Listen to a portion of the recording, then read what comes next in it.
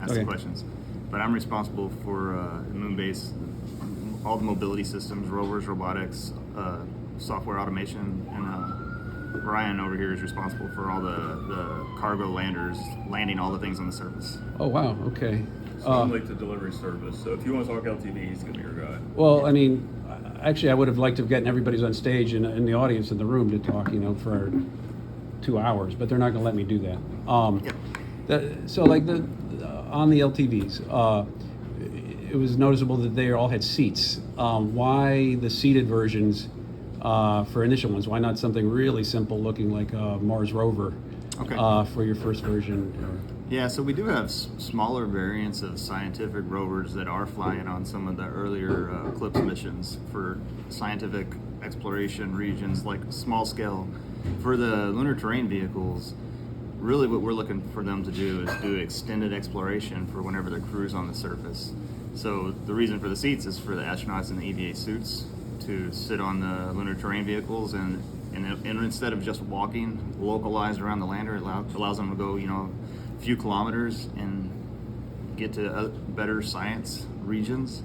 But they do have an analogous capability to some of the Mars rovers, where in the time frame where there's not crew there, we can telerobotically from Earth operate the rovers just like it's done with Mars rovers, and go all around.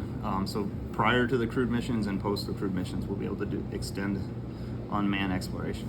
But the thinking with these initial two that were announced was that these are things that astronauts might ride around on as soon as Artemis 4, it sounded like, from the answers to Artemis 4. Yeah, assuming that the vendors achieve the goals that we set out for them, we should have an LTV vehicle ready to put on the surface of the moon by the time Artemis 4 gets to the surface. Okay, and it wasn't clear to me from the answer whether those two things are directly coordinated. I mean, will you launch these things anyways, even if Artemis 4 is backed up, or it's once again, it's all about manifest and planning the mission.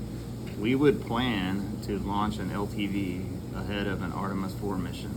The moon is very complicated. You have what's called lunar winter, and depending on where Artemis 4 lands around lunar winter, we may opt to slide to the other side of lunar winter, so we maximize the use of the LTV.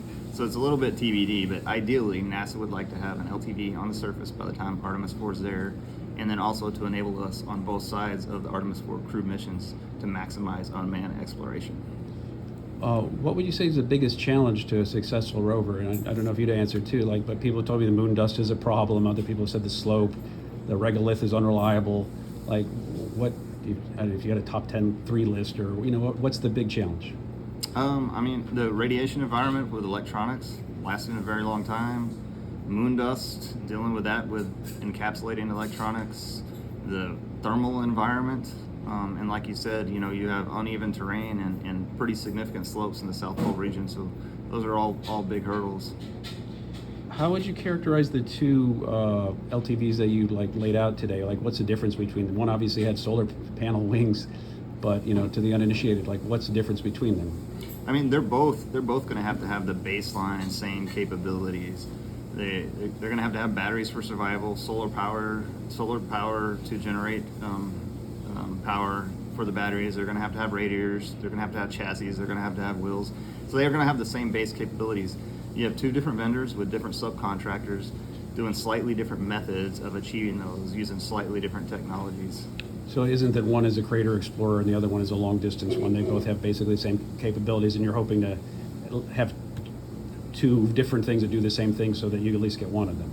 And NASA is levying the same requirements on both vendors. Both vendors are attacking the technical problem slightly different, but we should have two vehicles that meet the NASA requirements. Some of them may go above and beyond, and it's not which one. We're hoping that we fly both of these to the surface of the moon. One of them probably on Artemis 4 or prior to Artemis 4, and one of them probably prior to Artemis 5. Okay.